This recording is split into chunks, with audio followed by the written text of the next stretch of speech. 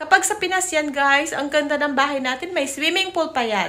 OMG. 'Di ba? Totoo.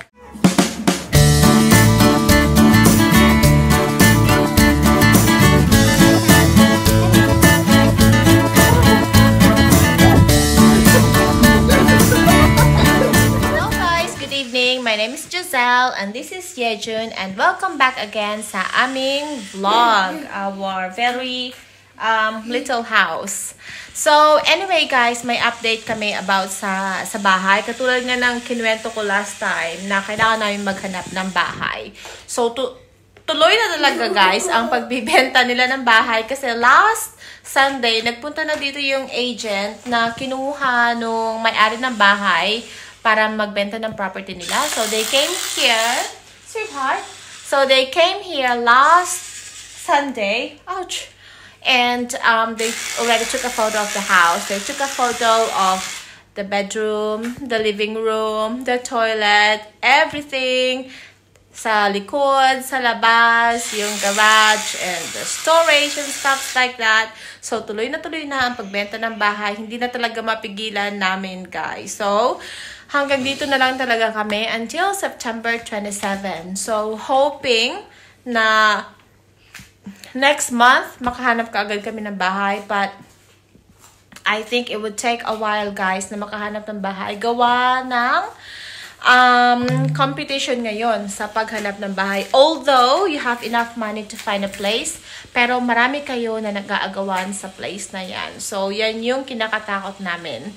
Merong good news. So, siguro consider natin siya na good news. It's because the other night, last Monday night, nakausap ko yung nakatira sa taas, sa second floor. May-ari siya ng bahay dyan sa taas. Pero sabi niya, yung may-ari ng bahay sa kabilang unit, kasi marami kaming mga units dito, guys. Sabi niya, yung nagre-rent sa bahay na yun, yung mga tenants sila is like, parang short term lagi. So, naalis sila every time. So, paiba-iba. Ang gusto nung may-ari is, gusto nila yung settled ba na hindi lagi naalis. Like, they can stay longer, like 2 years or a year and a half. So, sabi nung neighbor namin na Ozzy, he's gonna talk to him.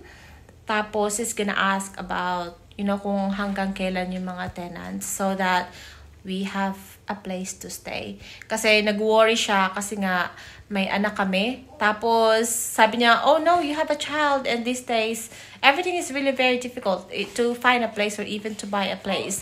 It's now difficult. Everything increased. So, totoo nga naman. At kami nga ay nasa-stress na. Sabi ng husband ko, okay lang dyan, don't be stressed. Pero, nasa-stress talaga ako kasi marami akong nakikita mga post na hindi sila makahanap ng bahay. So, ngayon, kapag naghanap kami, guys, ng bahay, next month. So, di ba sabi ko 500 yung rent na namin dito.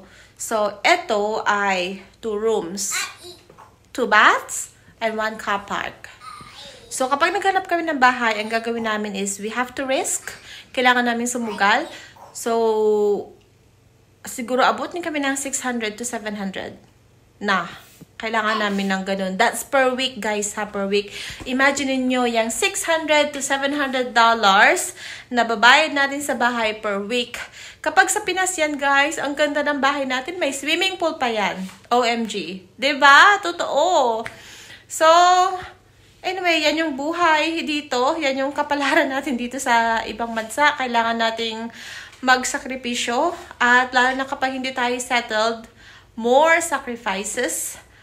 At kailangan natin maglabas ng more money. And of course, we have to work hard. Extra. Working hard. Talaga. Yun lang, guys. Nandito kami ngayon ni Yejun.